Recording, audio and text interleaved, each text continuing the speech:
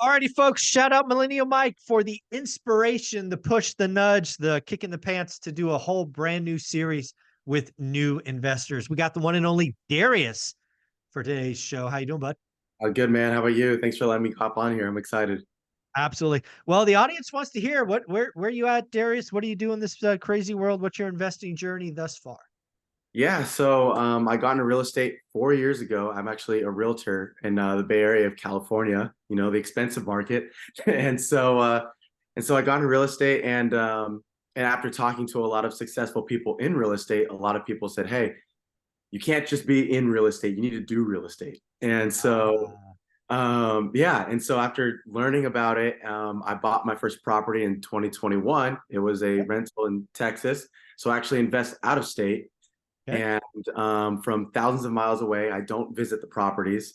I learned how to analyze deals, run numbers, and I have bought three properties so far. So I have one in Texas, two in Tennessee, Okay. and absolutely love it. And I'm on this journey now to my goal is to build a rental portfolio that is worth $10 million. Okay. And I don't ask me why I picked that number in as far as value, but I Yeah. said that, and I would hope to bring in roughly $100,000 in rental income. And so Yeah. that's my current journey that I'm on right now. Very, very cool. Well, let me ask a little bit about that goal. So the 100K you just referenced, is that top line or bottom line? Is it gross rents or is that net to you? I'm looking at net. Okay. And so I just wanted to I've, make sure. yeah, no, yeah. So net. And so, Okay. yeah, so I'm excited. It's been going really well so far. Very cool. Well, I always like talking about the first deal. Again, you're a Bay Area guy like me. Cash flow doesn't exist here. Stupid Nope. prices, all these freaking deep pocketed people buying these crazy ass houses.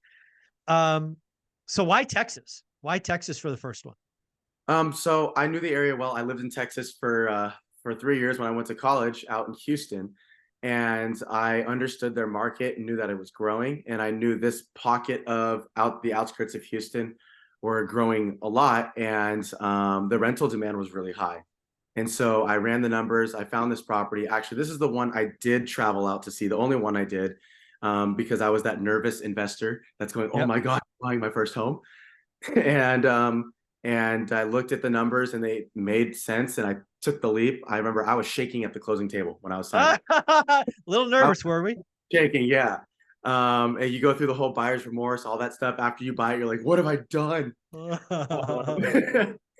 And so I actually manage it myself because I wanted to learn how to do everything.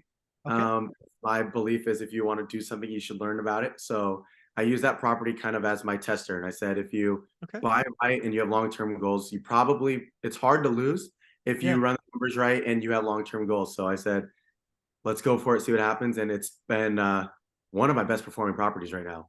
Well, so Texas is a big state. Let's where are we at? We in Dallas or Austin? What's going We're on? in Conroe, so outside of about 30 minutes outside of Houston. So I always look at like the smaller cities that are about 30 minutes outside of any Oh, I big. like that. There's a nugget right there. They're dropping bombs. I forget whose channel it is, but I like that. That's a 30 minutes outside the big hub. I think that's Yeah. wise. Yeah. Um, what'd you pick it up for? I always like to ask.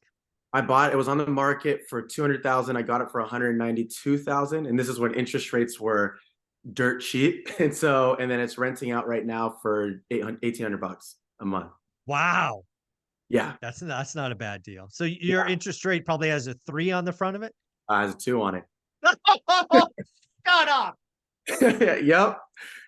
Yep. So, like I said, I studied the market, and when interest rates were extremely low, I pulled the trigger. So I'm loving that property. Oh, I bet you are. My goodness gracious, with a 2 on it. Yeah, and That's pretty everything in awesome. the area is selling in the about 300,000 right now. So, and I got it for 192. So I'm since 2021. So I'm loving it. You're loving life. I will ask because I hear about Texas all the time. Is again, I looked at Texas, I think in 2006. I didn't go there because of property taxes. Yeah, Have you seen your property taxes jump over the last couple they years? did. They did jump. That's the only thing I'm not so excited about now that I bought in Texas. But I mean, the property is doing well financially. So, like I said, I ran the numbers because I knew Texas is a little crazy with their property taxes. Yeah, a So little. yeah. So I budgeted. I ran my numbers like very conservatively, so I had a big buffer in case that Oh, did good. happen. Oh, So very, very cool. it's everything. I ran everything conservatively. All right. Then you go. Then it sounds like you moved to Tennessee. Is it just because no other deals in Texas, or did you tap Yeah. into our network? What brought you to Tennessee? Tennessee, I actually went to Memphis, and I know a lot of people get nervous about Memphis, but I said if I buy a property, as long as it's 50% under market value, and I like buying properties with tenants in there because a lot of people Mm, won't go for them, so yeah. that I can get really good deals, and I know that I can get rents to market value over time because again, I'm a long-term goal person. I don't need the $100,000 right now. Right. And Okay. so I said if I in 5 to 10 years from now, if my portfolio is doing great and things are at market rents, I'm happy. So I went Mm, to Memphis, Tennessee, with that goal in mind, and I originally was going to just burr a bunch of properties, do that burr that everyone loves to do. mm. And so I bought two off an investor out there, and they Okay. were 50% under market value with Section 8 tenants already in there.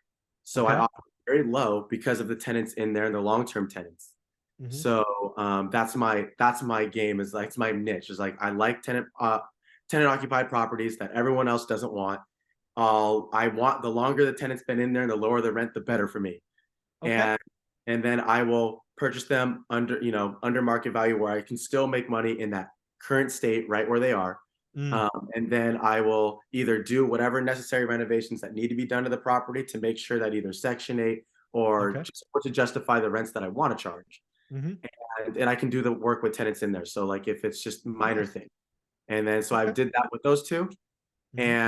And I actually haven't cashed out refinance just because interest rates were so high and the properties are dirt cheap, like $40,000 and $60,000 homes. Oh, wow. So Okay. um, and I already got market rents on both of them already, and I bought those Mm. in April of this year.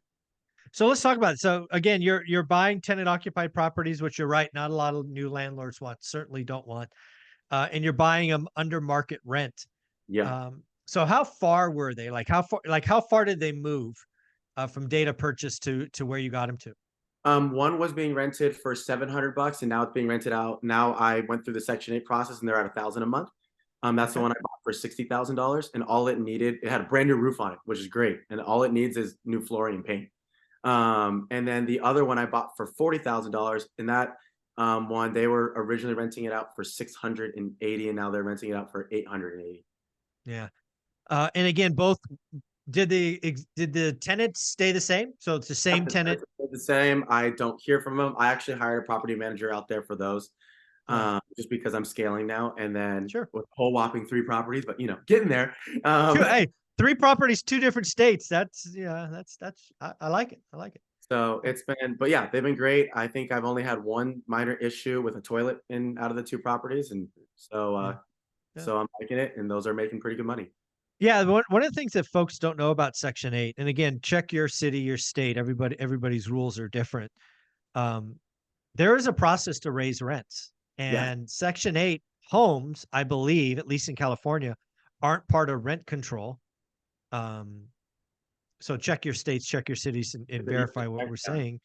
But you can raise rents, and I my experience, a couple of times we have raised rents on tenants and their what's called their portion went down. Yes. That's what happened with me. Is their portion went down, and their voucher is for more right now, and so Yeah. they're not complaining. The house is in really No. good shape, and I Yeah. improved the interior of the home, and so they're Yeah, loving they're it. loving life. Yeah, they got brand new flooring. They've got the unit Brand new painted, floor, brand new and paint. their rent went down. Actually, their rent went up, but their rent went down, if that makes sense, right? Section 8. Let's Yep. just do some math, right? Um, Old rent was 800, new rent's a grand. In Section 8, there will be Section 8's portion and the tenant. So maybe $800 was total rent, 600 was Section 8, 200 was tenant. Now you take it from 800 to 1,000. It's possible that Section 8's portion is now 910 Yep. and the tenants is 990. I have seen things like that happen. Yep. And It's happening a lot with Section 8 right now. I've studied Section 8 since getting into it. And then the one thing I guess I didn't know when I first bought one Section 8 was that it takes about 60 to 90 days to get that process done. Yeah. I don't know how I missed that one, but so I was like freaking out at first when they're like, "Oh, we have to go through the inspection process, and we're Mhm. not hearing anything for a bit." But then that's when I hired the property management company, and they're like, "Hey, just relax." Yeah. Relax. Chill out, bud. Come on, Darius. They're like, "Wow, Oh, you're such a newbie." it's the government, man. It's a slow process. Yeah. I will say that once, so again, another little Section 8 tidbit. You go through inspections, they approve it. Let's say the money doesn't show up for 2 months, 3 months. They, most of the time, in my experience, they will prorate it back to the date of approval. Yes. And so that was a one day when I checked the app that I have everything on for those properties, and I saw the rent roll going. I was like, "This is amazing." Yeah. Bam. Yeah. So So again, it's funny how a lot of people are anti or negative Section 8. yeah, Um, I've been very clear. Every unit I have is available. I take first come, first serve, first approval, right? I have a tenant rent box, but I'm pro Section 8. It does, I think, generally speaking, it's a wonderful program that helps people. I do think, like any program, there are some bad actors, yes, and it's your job to try to weed those out if you can. But it's a win-win yeah, situation. win-win is right. Yeah. Yeah. And the tenure, they stay. Yeah, If you get them in a house or whatnot, they tend to stay for a long, long time. they are. They're low maintenance tenants. They tend to stay. Your vacancy rate is very low, and that's why I kind of went to that. And Mhm. I am going to continue buying in that market as far All as right. Section 8. All right. So Darius's next deal will likely be Memphis, Section 8 is what I'm hearing.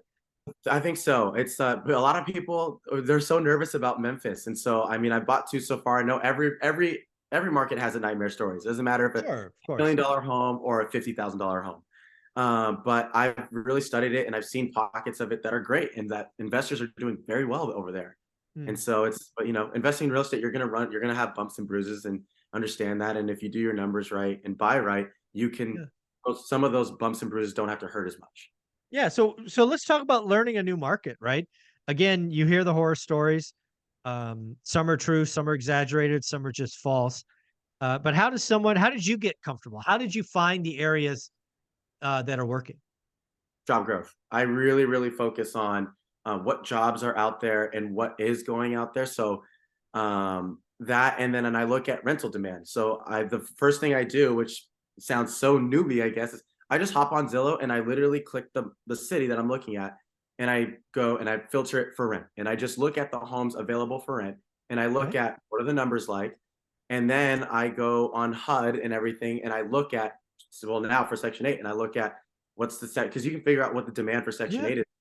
And then I go on Zillow, and then I click houses for sale, Okay. and I look, and realtors numbers are there, and I look at only tenant occupied homes, and I call Okay. each realtor. I'll pick 10 homes, 10 realtors, and I'll call them.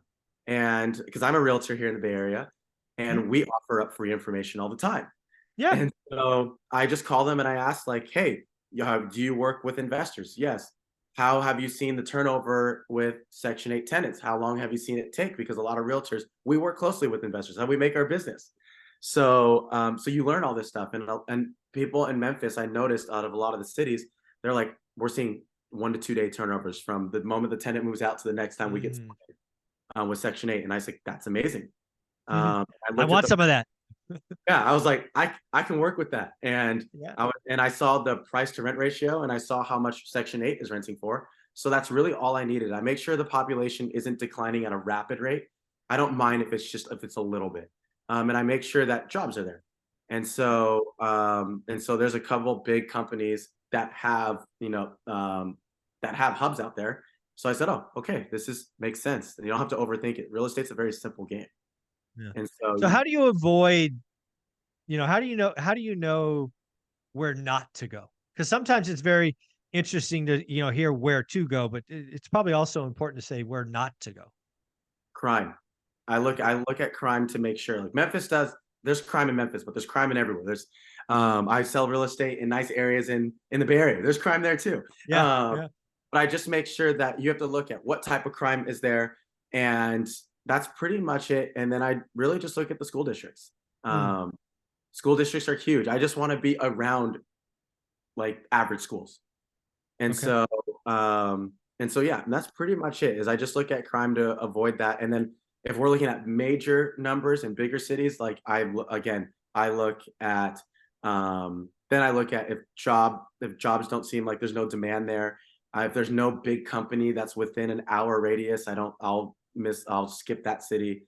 Okay. If, I do look at weather too, like tornadoes. Like I did avoid certain other areas of Tennessee that have Mm. really good markets, but tornadoes are very common. And I would like to not get a call at Yeah. 5 a.m. California time that my house was wiped out by a tornado.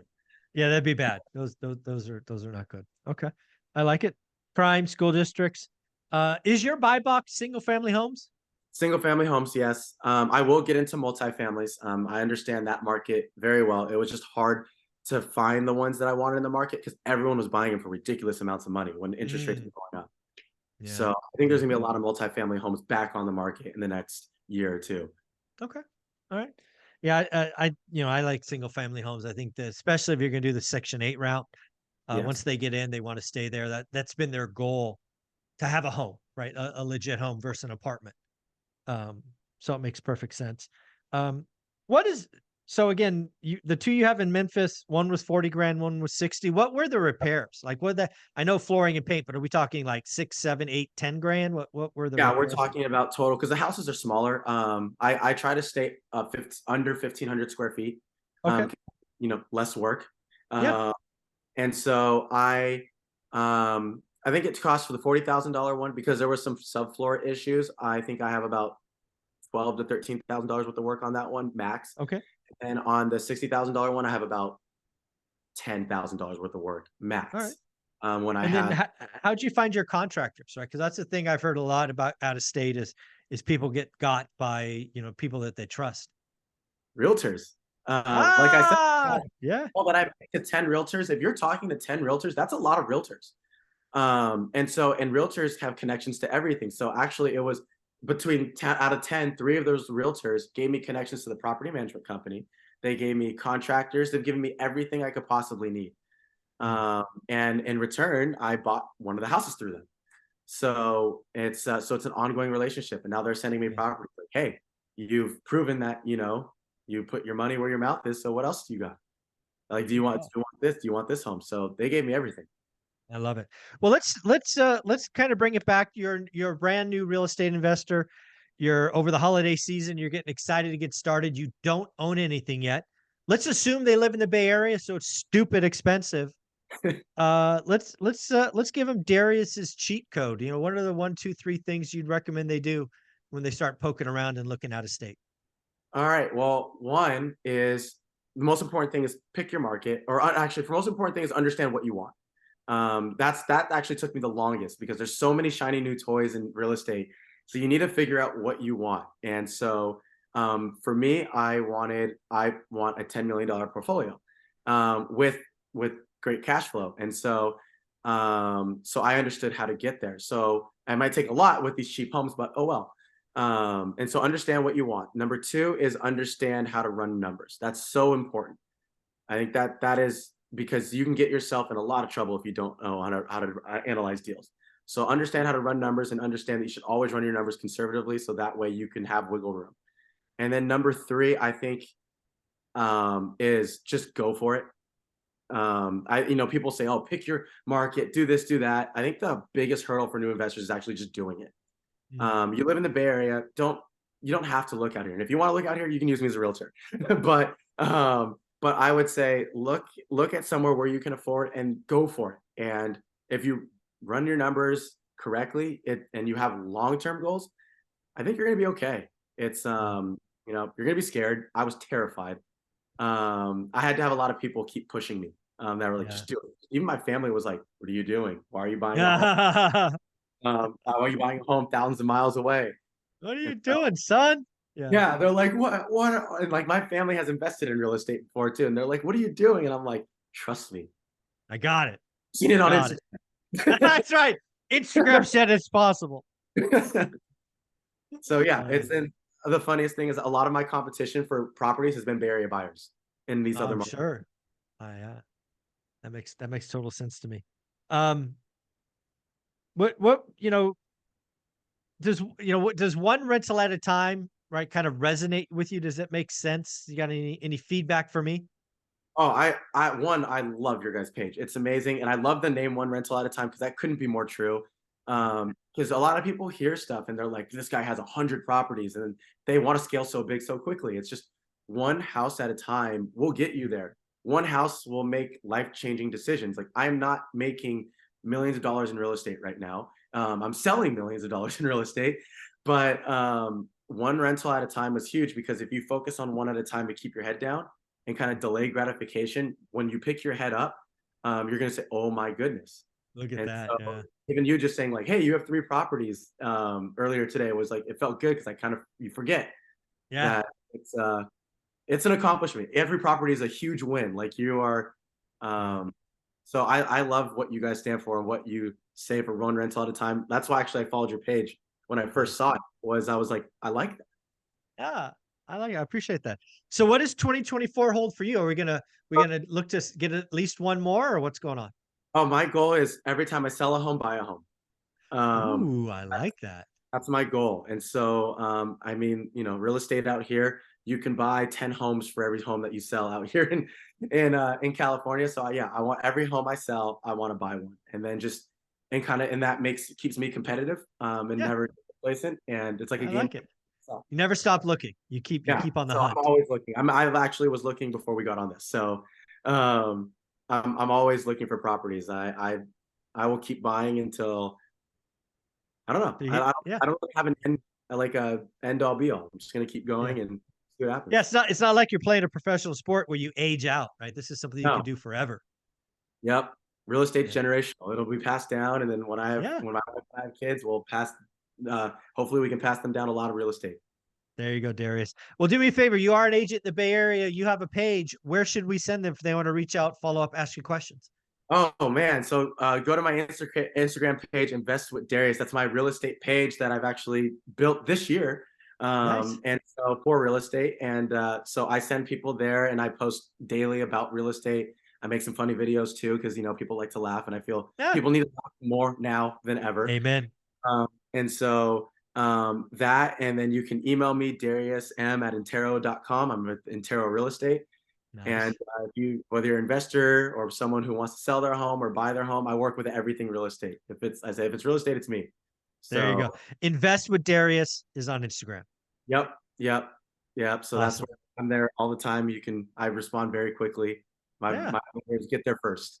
There you go. Well, Darius, you're amazing. Thank you for stepping up, doing this the day after Christmas. It No is problem. amazing to talk with new investors, man. Take care. All right, you take it easy. Thanks so much. Uh huh.